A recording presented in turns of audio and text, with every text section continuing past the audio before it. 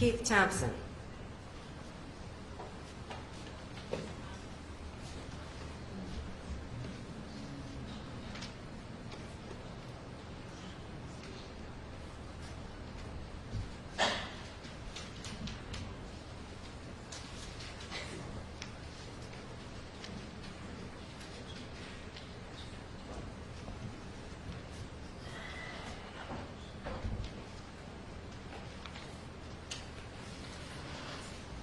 Kelly, what's the conditions on this one? Oh, I Well, then just tell me. It ain't a secret. It's good. Okay, I'll stay. watch your step and remain standing, facing first. Raise your right hand. Do you swear or affirm that the testimony about to give you the truth, the whole truth, nothing but the truth, so help you God? Thank you. Have a seat, please. Thank you. And again, I think you've heard it quite a bit. Pull your seat up to the microphone. The microphone's live. Speak into the mic, and everybody will be able to hear your testimony, and that would be greatly appreciated. Proceed, Ms. Wendt. Thank you. Good afternoon. Good afternoon. Could you please introduce yourself to the court? Yes, my name is Keith Thompson, Keith, Thompson, Thompson. Okay. And how do you know Jason Van Dyke? Jason Van Dyke is my brother-in-law. Our sisters are married, so he's like a good friend of mine and my brother. So. You said your sisters are, your wives are Our sisters? wives, I'm sorry, our wives are married. Yeah, they're sisters. Okay. And how long have you known Jason? Over 13 years. Okay. Can you tell us about your relationship with him? Yeah. We began as great friends. We have a lot in common. Our wives have the same personalities. We have two girls, both of us. They're the same age. They're also best friends, so that helped us to grow and develop our own relationship as well. We always spend time together whenever we can, at birthdays, holidays, family events. And then whenever we have time, we would try to get our own time in there as well and sneak away from everybody else. And what are some things that you and him do when you're alone? Well, Jason likes to fish, and I like peace, so we'd always go fishing because he would get his way out of it, and so would I. But anything we could just do, mostly talk about our families and our kids because we had so much in common regarding that. So that's what kept us going always and pushing each other back and forth. And what kind of a father is Jason? He's a great father. He's a stand-up man. He provides, protects, does whatever he can to make sure that his family's safe, and it's an important priority. He also does the same for me and my family, so he's a great father. Can you describe Jason as a person, his demeanor, characteristics? Yeah, I always call him the gentle giant, is what I've always called him. He's always the one to calm down a situation, or if there's something going on, he's always the one that talks everybody down, brings us back together, and builds us back up. I know there's incidents where he was in court, and there was an incident going on with his oldest where he had to leave court to take care of her, and he left in a calm demeanor, made sure that he left, took care of responsibility, got to his daughter, calmed her down, kept her safe, and then, came back and did what he had to do.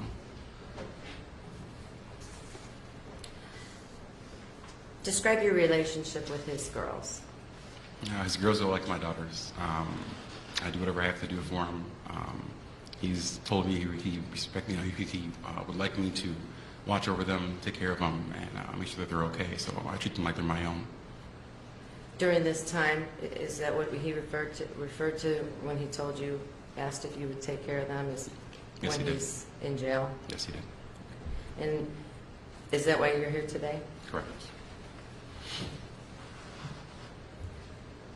What have you noticed about Jason since this case has been pending, if anything? It's been a big change. As far as going out in public and everything, that's changed. We don't do that anymore. He stays at home. He worries about his family, his kids, the threats they received, the way he's been ridiculed in the media as a monster, a racist cop, a killer. A lot's changed, He tries to make sure that he takes care of what he can, make sure that his wife and kids are safe, and just provides. Do you think he's a racist? Absolutely not. That'd be the last thought in my mind. He's been portrayed that way, but in the last 13 years that I've known him, there's not a single incident that I can recall where I would have thought that maybe there was a certain way you treated somebody, but everybody was treated the same way. It didn't matter the color of their skin. It didn't matter how they were raised or their financial situation. It was just he demanded respect, and he also gave respect. That's how he was.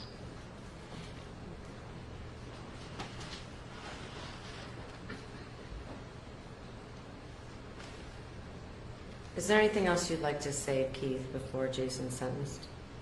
I would ask the court to just consider everything he's already lost and what his family is currently going through and what they will continue to go through.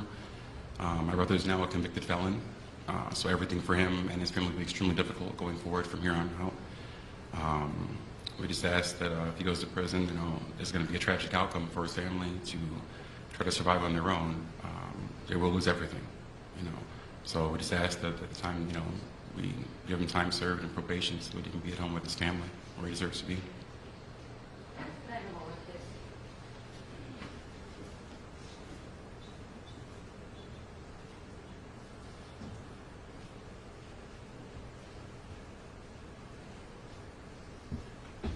Keith, you indicated that Jason is not racist. Correct. Are you African American? I am. And you've never experienced any kind of racism? Never. Over 13 years you've Over been- 13 years, multiple incidences, multiple races around us. I've never had that thought that maybe he's a racist. Never been that thought. And you don't just call Jason your brother-in-law, do you? No, he's my brother. I was an only child, and if I had to claim somebody as a brother, that's the closest thing I have to your brother right there. Thank you. I don't have any more questions. No questions, Judge. Thank you. Now, For scheduling, who else are you going to be testifying? We have 4 more witnesses. I start naming them so we can get on. Okay, Heidi Kauffinger.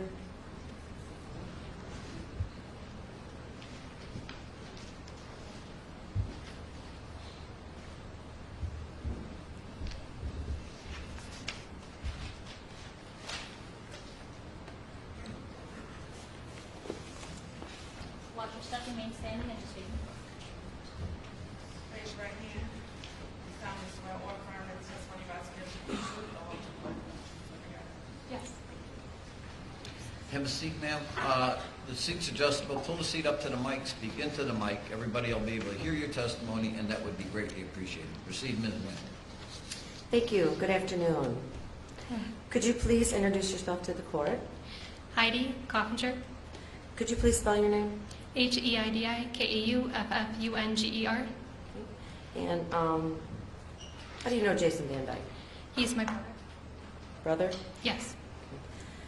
Heidi, what's your occupation? I work full-time. Were you and Jason raised together in the same house That's correct. by both your parents? Correct. Okay. Can you tell us a little bit about your childhood and your relationship with Jason growing up? We were really close. Jason and I, while we had separate bedrooms, we would run back and forth between our bedrooms. Oftentimes, we would have sleepovers. We really didn't fight at all growing up either. We would either sometimes hang out together or his friends. He had a lot of friends in the neighborhood we would hang out with. In grammar school and high school, we were about 4 years apart, so Jason would drive me to school in the morning, as well as he would drive me to school, to high school. He would pick me up from basketball practice, take me to friends' houses. He was always there whenever I needed anything. And when this happened, everything changed. He's not the same person, but one other thing that I do remember is when we were growing up, there was a little boy down the street by the name of Timmy, and Timmy had Down syndrome. And he really looked up to Jason. He was one of the people that Jason really enjoyed to see, would get a big smile on his face. They hung out together when they were little. They would go swimming together, walk around the neighborhood, and whenever as they became older and they saw each other, they would always talk. Heidi, when did you learn of Jason's arrest? I didn't learn about it right away. At the time I was pregnant, and Jason didn't want that to affect my pregnancy. I found out about it in May of 2016 before the video was released. Jason just really wanted to protect myself and my baby at the time. What kind of a father is Jason? He's a great father. For me, Jason was a role model when he became a parent. He was just wonderful. He was very calm.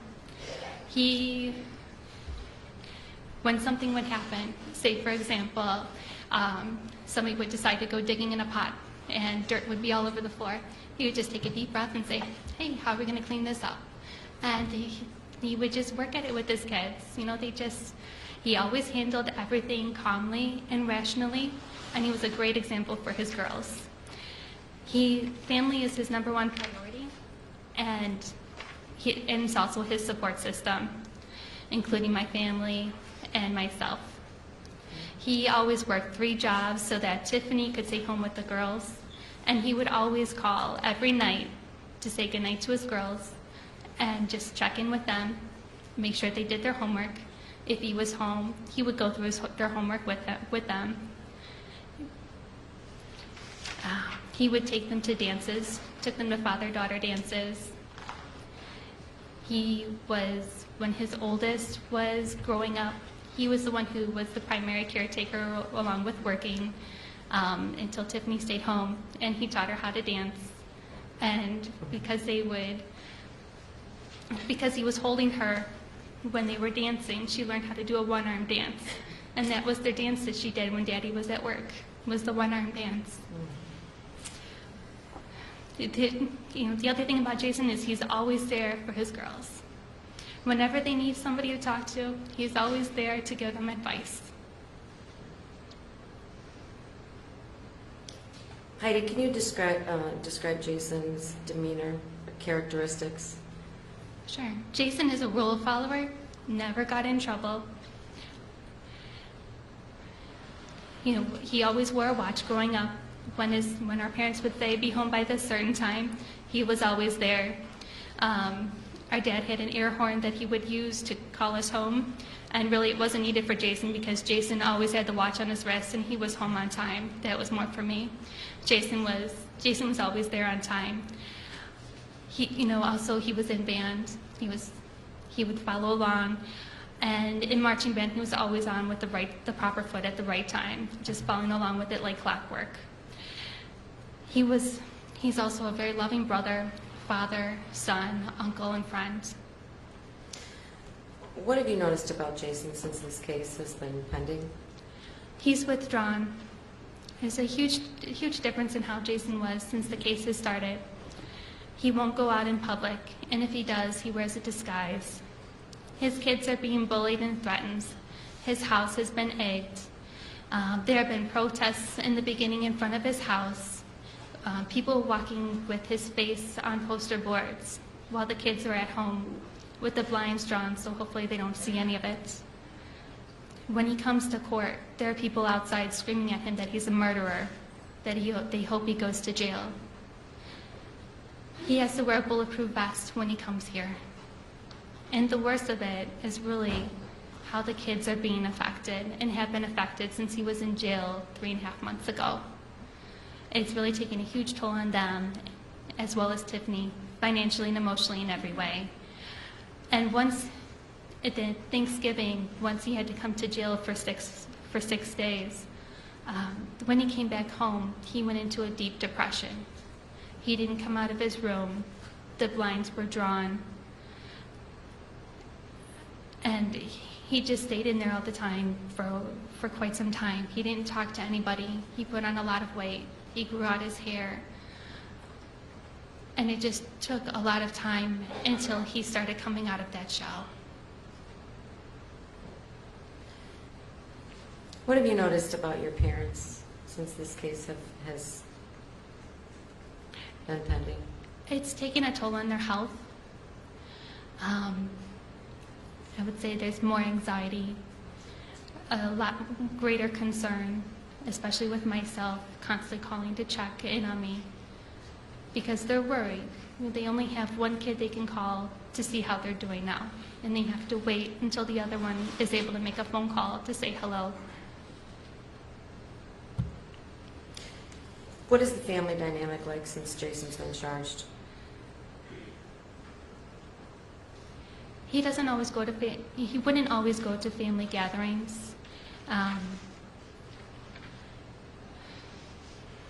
He was abandoned, alienated, ostracized by family, friends, co-workers. There was a family wedding, and both Jason and my parents received phone calls that he was sent an invitation by mistake, and he was not supposed to attend because they didn't want the attention taken away from the bride.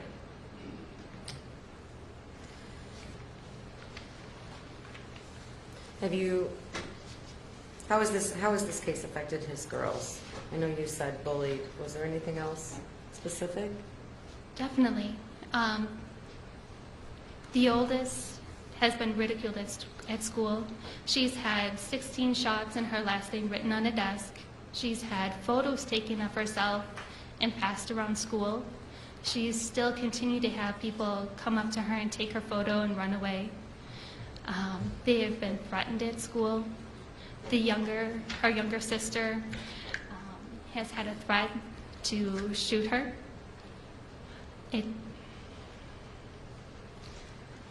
Just really worry about them being able to grow up without their dad there to continue to rely on them, or for them to rely on him, and for them to be able to survive financially. Everything is done by Tiffany now, and while Jason did a lot before too. They all continue to have a close relationship, but he does need to be back home to help them out with everything. They're as thick as thieves. Is there anything else, Heidi, you'd like to say today before Jason is sentenced? Yes. Jason will never be a police officer again, or will never be able to carry a gun. He's a convicted felon. His livelihood is gone in the blink of an eye. His reputation, his names, the kid's name, as well as Tiffany's. All of it is ruined. They've suffered financially. It's going to be difficult for Tiffany and the girls to survive. I would just ask the court to consider all he has lost already and what he, Tiffany, and the girls have already gone through. My brother is now a convicted felon. Everything will now be extremely difficult in his life, and his family has to bear the weight of this. If he goes to prison, it will have a tragic outcome for his family. They will lose everything. Please give him probation and time served. For his family who needs him and had no involvement in any of this. Jason knows no arrogance nor impudence. He has a greater care and want to help others. Thank you, Heidi. I have no more questions. We have no questions, Judge. Thank you, ma'am. You can step back. Who's your next witness? Owen Van Dyke. Owen Van Dyke.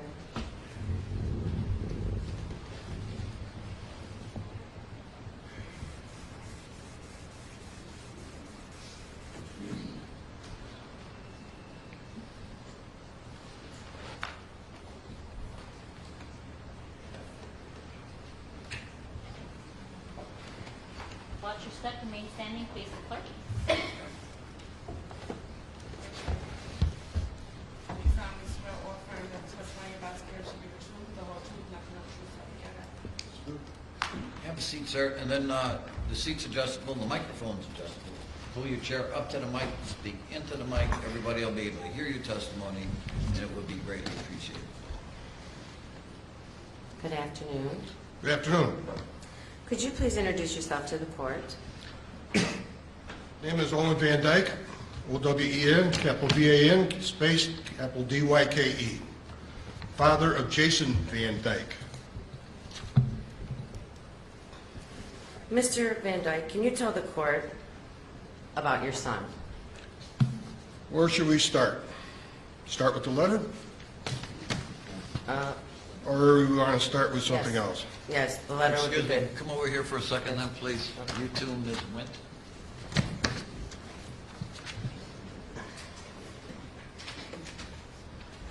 Thank you. Mr. Van Dyke. Thank you very much. thank See you. then? Did you prepare a letter, a Yes, I statement did. that you would like to read to the court? Sure. Okay. Certainly, sir. Go ahead. I'm sitting here writing a letter on behalf of my son, Jason. I'd like to start off by saying Jason is not the person that was described by the prosecutors. Jason is tolerant of people's right. Jason was reading beginner books when he entered kindergarten. He also made the honor roll numerous times in grade school, high school, college. Jason also learned to play 2 musical instruments. He was accepted to join the jazz band in grade school, played football in grammar school and high school, worked part-time job, still maintained focus on his studies, also was made Employee of the Month at his part-time job twice. And the second time he made Employee of the Month was after he gave his 2 weeks notice to quit. Jason also paid his way through school while maintaining a full-time job, raising a family. Jason was chosen for the TR unit of the Chicago Police Department, was one of the officers that went to Washington, D.C. to represent Chicago on security detail of President Obama's second term.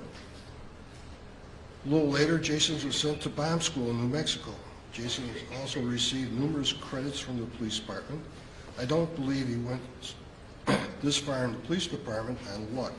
One must have the understanding of values of a good policeman. Jason is also a member of the Knights of Columbus, of Archangel Council 12173.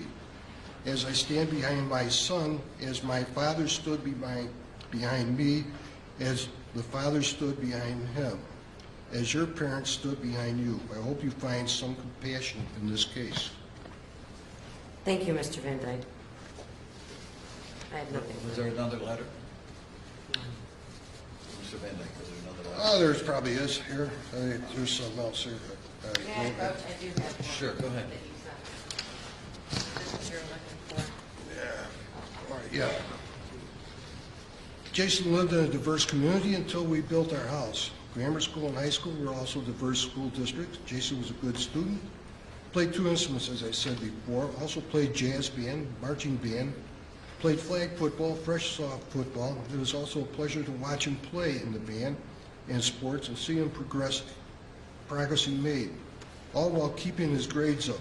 As a student, he did well, made the honor roll, like I said before, several times, even in college. Jason's hobbies were diverse.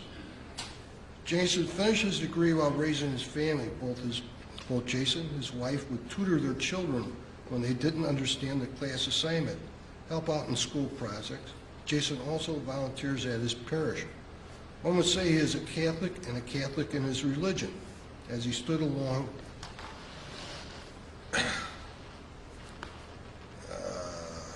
volunteer at his parish. Jason, as you judge, your family stood by you. We believe the Constitution of Illinois and the laws of this country, of this great country, that have stood the test of time, which leads to this question: why wasn't this tried under the guidelines of Graham versus Monroe or Graham versus Ferguson? These decisions were handed down from the U.S. Supreme Court on incidents involving police officers. Instead of trying this case as a civil case, as a criminal case with all theory and very little hard evidence to prove that this beyond a positive proof that I and my family would like to see this verdict dismissed. As the police superintendent said on television, police officers run towards trouble, not away from trouble. One could go on, but I will close at this time. Thank you, Mr. Van Dyke. I have nothing else. No questions, Judge. Thank you. Thank you, Mr. Van. Then call your next witness. Kevin Graham.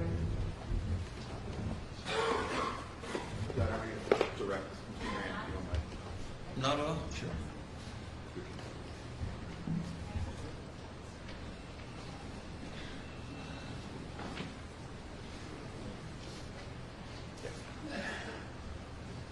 Watch your step, remain standing and face the clerk.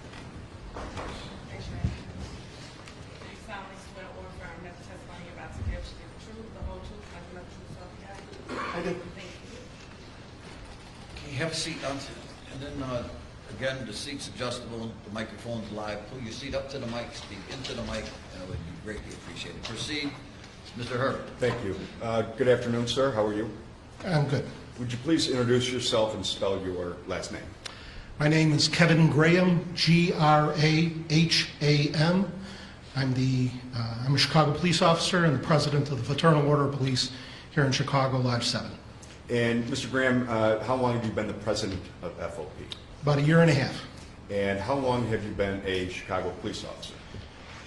More than 20 years, about 22. I've been a police officer longer than that. Did you work in a different department as well? Yes, I did. Where did you work prior to joining the Chicago Police Department? I worked for the Cook County Forest Preserve Police, and I also was a police officer in Morton Grove and in Hawthorne Woods. Okay. And you're married and have children, correct? That is correct. Okay. And Mr. Graham, you have gotten to know Jason Van Dyke, is that correct? Yes, I have. And approximately over how many years have you known Jason Van Dyke? Approximately 3 years. And during those 3 years, have you been able to determine what type of character Jason Van Dyke has as a person? I have, and I think I'm a fairly good judge of character after being a police officer for more than 35 years. And what is your determination as to his character? He is a quality individual who cares about society, cares about the people that he serves, and the people that he works with. And Mr. Graham, in your role as a FOP president, have you spoken to other police officers that either worked with Mr. Van Dyke or know Mr. Van Dyke? Yes, I have. And have you been able to determine what type of reputation he had with his coworkers? It's been, I haven't heard one person say a bad word about him. He, as I've already stated, he cares about people. He has a good work ethic. He worked at the FOP and could never do enough. He always made sure he was detail-oriented.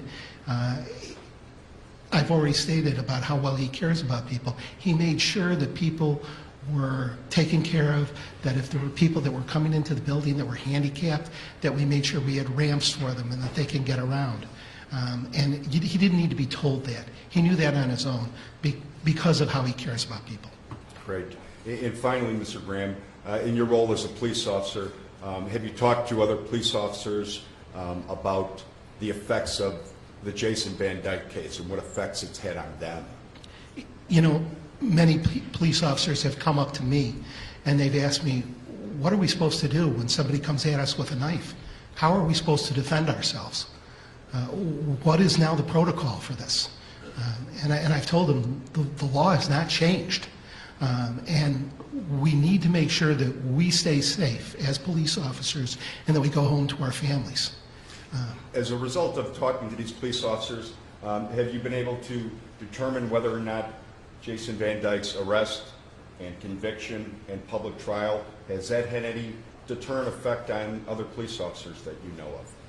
Oh, I think it has. I think the very fact that they're asking me those questions, they're a little hesitant as to when they go out on the street. They are making sure that they have backup coming, that they are far more careful because they don't want to be sitting in his shoes. Fair to say that every single Chicago police officer is aware of this case, correct? Well, that would be a guess, but I feel fairly certain that they are aware, yes. Okay. I have nothing further. Thank you. Can I? Yeah, sure. Could I say one more? Absolutely. You know, I have gotten to know Jason.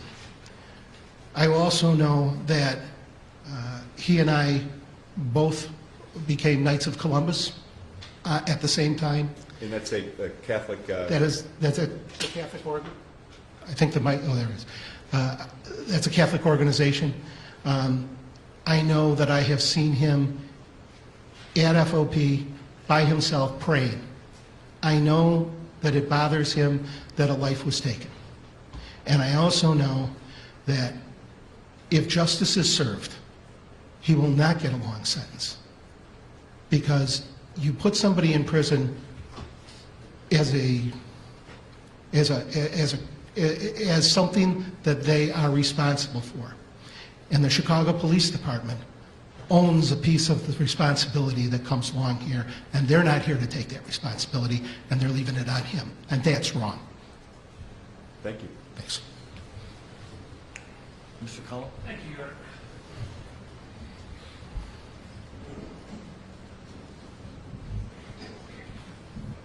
Mr. Graham, you have, you talked about justice being served today, is that correct? I did. Now, after this jury rendered its verdict, you called, in the press, you called this a sham trial that occurred in this courtroom, is that correct? No, that's a lie. I did not say that.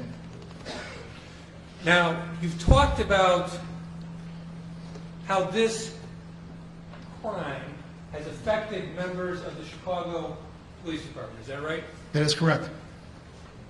Now, before the killing of Laquan McDonald, there were problems with trust within the community as it related to the Chicago Police Department. Is that correct? I'd say that's safe to say.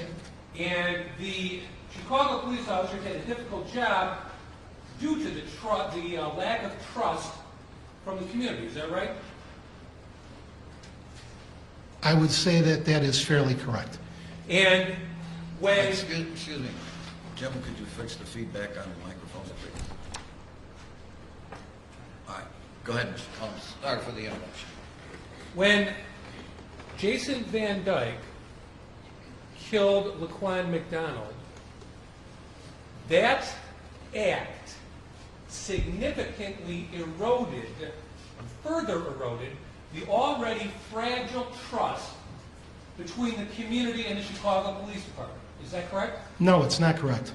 You would not agree with me that every officer in the Chicago Police Department has suffered because of the acts of the defendant, Jason Van Dyke. No. Would you like me to explain that? Are their jobs easier or more difficult More difficult. because Jason Van Dyke killed Laquan McDonald? Is that correct? No.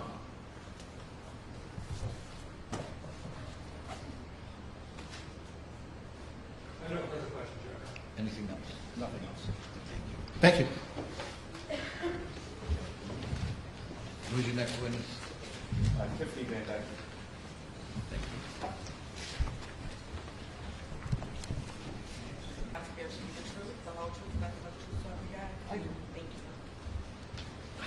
Have a seat. You guys have, again, like I say it 15 times. The seats are adjustable, the microphone's live. Pull your seat up to the microphone, speak into the microphone, and everybody will be able to hear your testimony, and that would be greatly appreciated. See, Ms. Webb. Thank you. Hello. Hello. Sorry, I just knocked this off. Jim. Okay. Please introduce yourself to the court. My name is Tiffany Van Dyke, TIFFANYVANDYKE. How do you know Jason? He is my husband. How long have you been together? This March we will have been married for 17 years. We've been together almost 20. Okay. How did you meet? We both worked at the same location. We were friends at first, fell in love, then came all of the following: marriage, children. Okay. You have how many kids? I have 2 children. Kaylee is 17 and my youngest is 12. And you, Jason, and the girls lived in the city together, city of Chicago? We did live in the city. We still live in the city. Do you work? Yes, I do work. I have always worked. With my husband working, I've also worked in conjunction with him. Okay. You're working full-time now, correct? I am currently working full-time. In the last few weeks, I have managed to acquire a position in of employment that does offer me benefits for my children, since I no longer have those. You used to? I did used to have those, as my husband was a police officer for so many years. That was one of our benefits, was health coverage. And when did you lose that health coverage? The day they stripped him from the department, he lost all of his pay. He went into no pay status. When an officer goes into no pay status, they lose all of their health benefits and all of their pay. Did you go without health insurance? We did go without insurance. My husband and I both went without insurance for over a year. I did get my children on the All Kids Care program, If my husband and I had anything to do, we needed to make sure we took care of our children, and we knew that if we got sick, we could handle it, and we made sure our children were taken care of. Can you describe your relationship with Jason? My husband is my everything. He is my other half. He's my heart. And my husband is a very kind, gentle man. He would give you the shirt off his back. Thank you. He would give you the shirt off his back. He loves with all of his heart. There is no malice in my husband. There's no hatred. There is no racism to my husband. He's a great human being, a great father, and a wonderful husband. He was also a very great, dedicated police officer to the city of Chicago. They have lost a great officer. Can you tell the court what life has been like for you since the verdict? My life has been a nightmare. My life has been turned upside down, inside out. My husband is not with me. I cannot sleep without him in my bed beside me.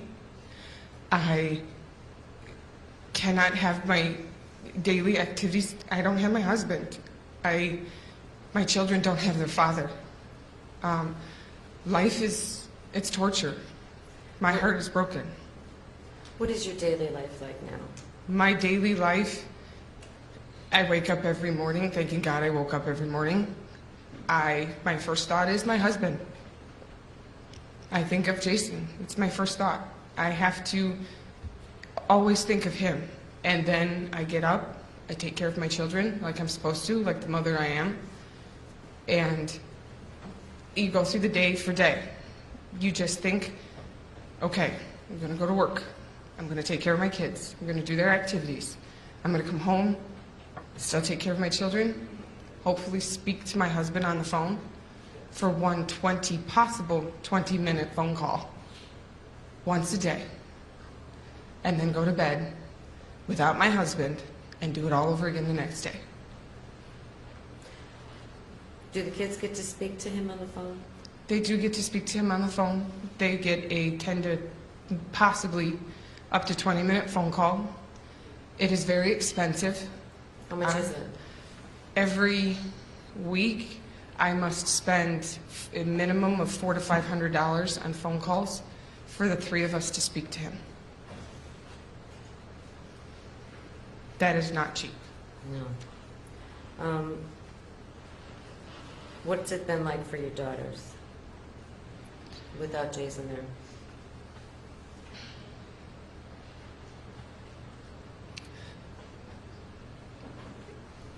As you can see, my little one is not in this room.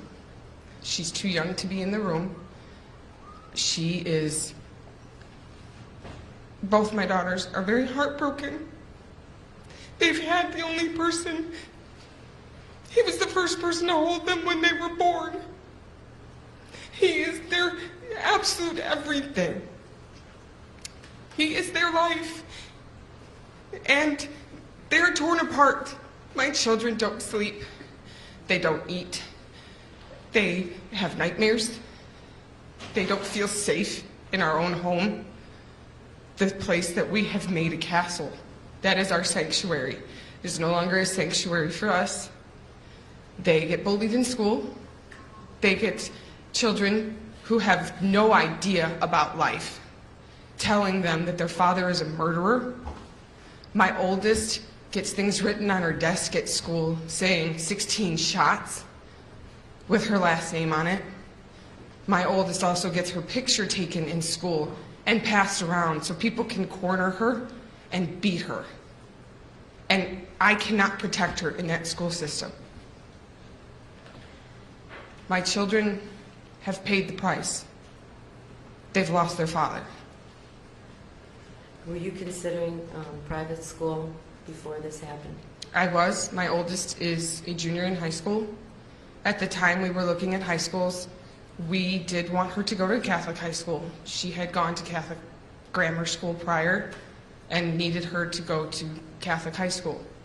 Unfortunately, our financial situation did not allow for that, and we could not even allow her to test into the Catholic high schools because of the fact that it was just a letdown for her emotionally.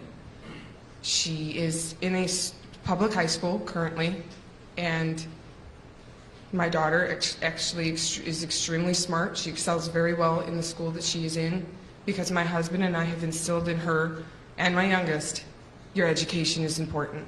Your education is the only thing that matters, and continue with your studies. What has life been like financially? Life financially, since the entire situation since 2014, is tragic. It is not easy by any means. My husband worked 2 to 3 jobs at one time to help support us, so that way I could be the main person to stay at home to take care of our children. I did also work. I had 2 jobs at the same time, one of which I had to stop doing because of threats on my life, threats to my clients, threats to the location that I worked at.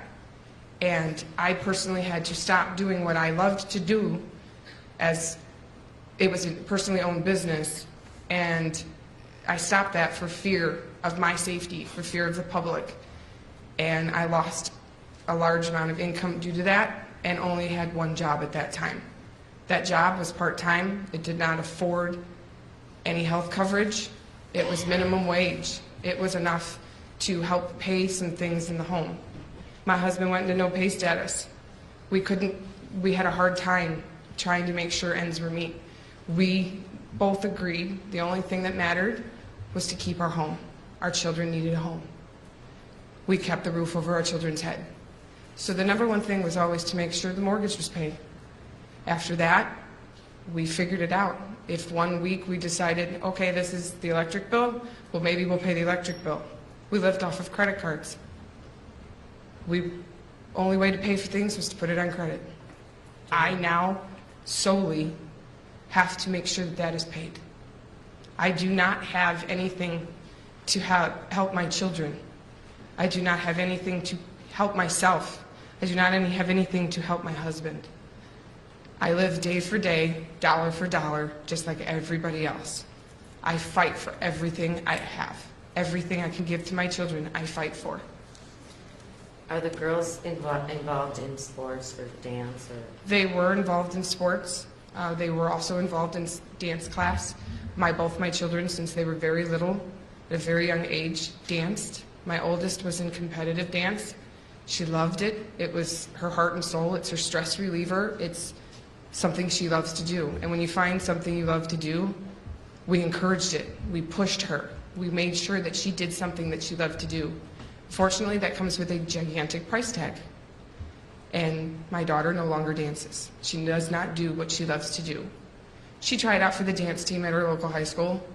They didn't accept her. You can give any reason in the world as to why, say she's not good enough. That's not the reason. The reason is the name that is attached to her.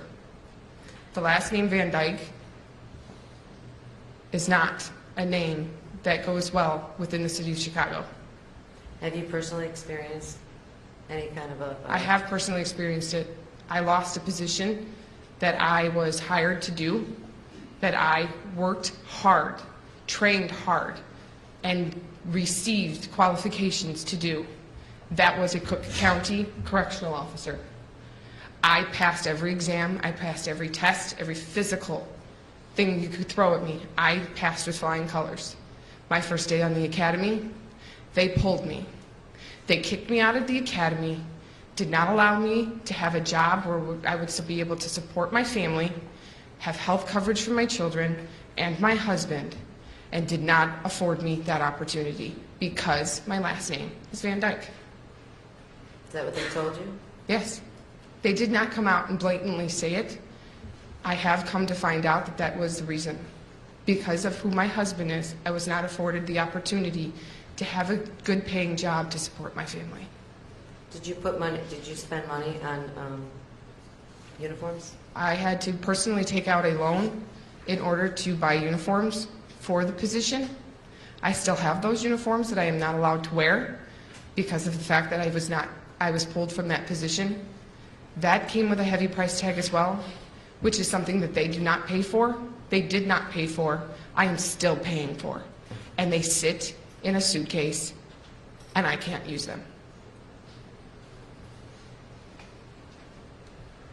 Can you describe what it's been like coming into this courthouse for Jason's trial? To come into this courtroom for Jason's trial was one that my husband prepared me for. He told me, this is how things are going to go. It's going to be scary. People are going to be screaming at you, screaming at me. They're going to be saying very foul, inhumane things, calling my husband a murderer. My husband is not a murderer. Calling him all these vile things over and over again, repetitively. Threats to his life. A sniper threatening to take my husband out. Him having to make sure that myself, my father-in-law, and him have to wear bulletproof vests to come and go from a public courthouse so that way we are safe was very shocking to me. It broke my heart. My husband was more afraid of my life and my father-in-law's life than his life. I was afraid every day coming in and out of this courthouse that somebody was going to shoot and kill my husband. And that was because of threats? That was because of threats. Everybody knows that your kids didn't attend the trial, but they're here today. How come? My kids did not attend the trial because my husband and I were still protecting them. We were still keeping them private. They are still children. They go to school every day. We needed to make sure that they were taken care of and not in the limelight. Media is not a good thing. The media is harsh. The media is mean. The media is manipulative.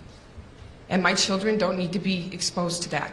Today, they are here because this will be the last time that they see their father before he goes to prison. They need to be able to see him physically and smile at him, show them that they love him, show them that they care for him, and that they still support him 150%.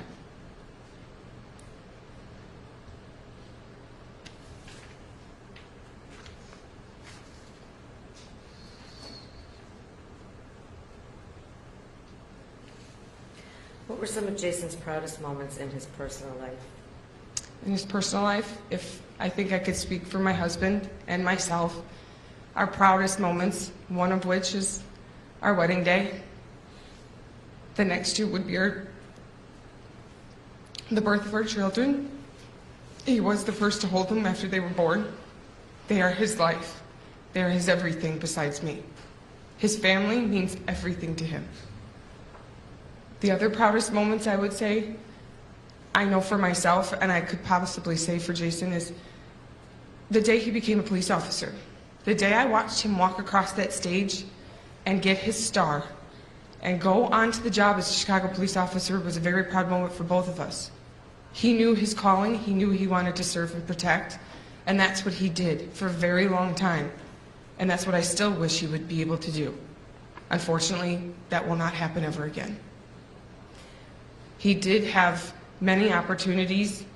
He did come up in the ranks in the police department. He was offered to be in specialized units that he was very proud of.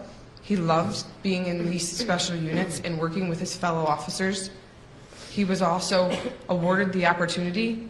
Very select few Chicago officers were given the opportunity to go and be private security for Barack Obama's second inaugural parade for his security detail. My husband was selected for that. He went to Washington, D.C., and he held the line for President Barack Obama. Was he on the sergeant's list? Yes, he was. He took the sergeant's exam. He always wanted to excel. He always wanted to grow within the ranks. He knew what he wanted to do, and that was to make sure that he could serve and protect. And he loved his job. He loved his career. And he took every opportunity he could to advance. Tiffany, what concerns you about the possibility of Jason going to prison today?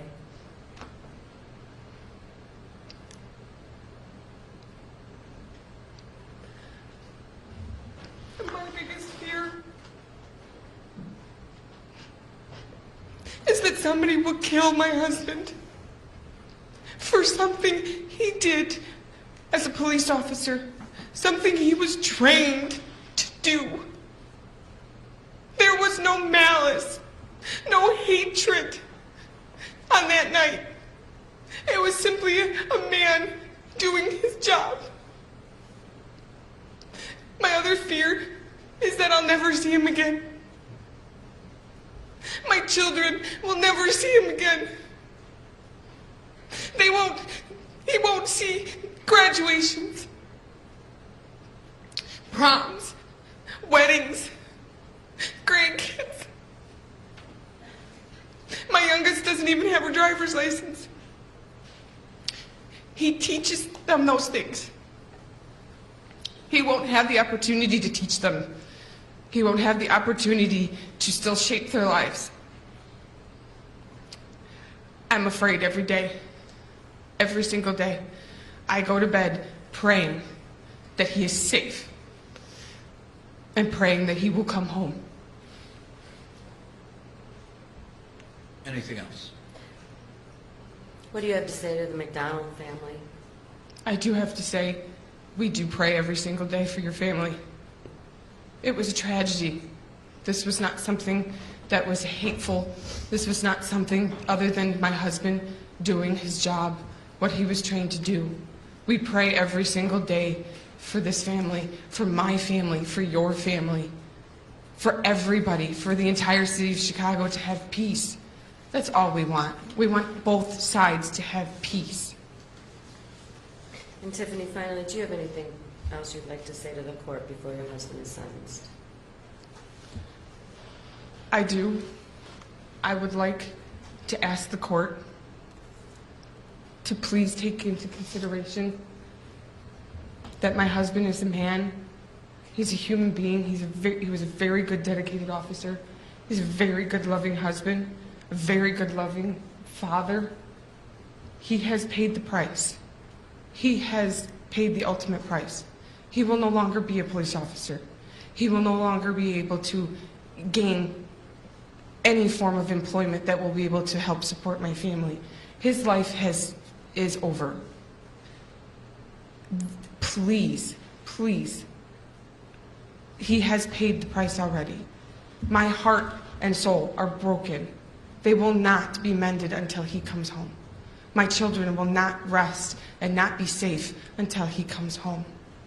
He has paid the ultimate price.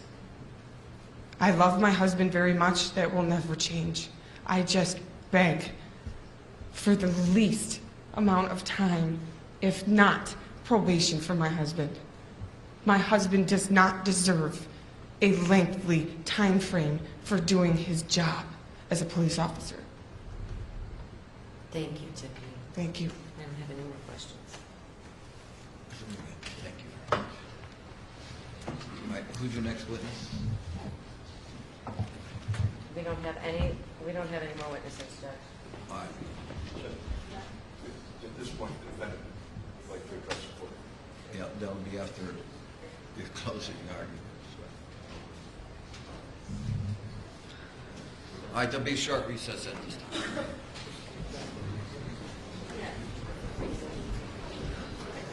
All the letters.